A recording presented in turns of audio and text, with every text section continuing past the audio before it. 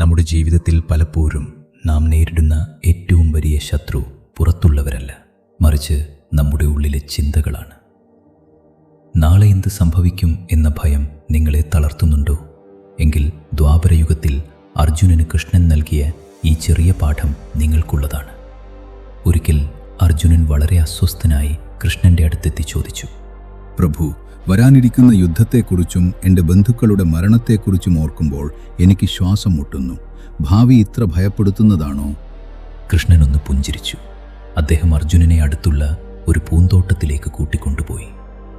പാർത്ഥ, ഈ പൂവിനെ നോക്കൂ. ഇത് ഇന്നലെ ചെളിക്കടിയിലായിരുന്നു.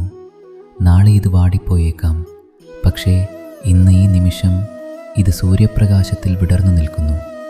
ഈ പൂവ് നാളെയെക്കുറിച്ച് ആലോചിച്ച് ഇന്നത്തെ സൗരഭ്യം നഷ്ടപ്പെടുത്തുന്നുണ്ടോ?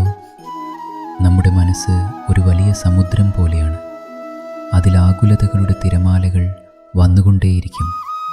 നീ ഭാവിയിലേക്ക് നോക്കുമ്പോൾ ഭയം കാണുന്നു, ഭൂതകാലത്തിലേക്ക് നോക്കുമ്പോൾ സങ്കടം കാണുന്നു. എന്നാൽ വർത്തമാനകാലത്ത് മാത്രമാണ് ഞാൻ വസിക്കുന്നത്. ഫലത്തെക്കുറിച്ച് ചിന്തിക്കാതെ കർമ്മം ചെയ്യുക, കാരണം ഫലം നിന്റെ കൈകളിലല്ല. സുഹൃത്തുക്കളെ, നിയന്ത്രിക്കാൻ കഴിയാത്ത കാര്യങ്ങളെ വിട്ടയക്കുക. നിങ്ങളുടെ കഴിവിൻ്റെ പരമാവധി ഇന്ന് ചെയ്യുക.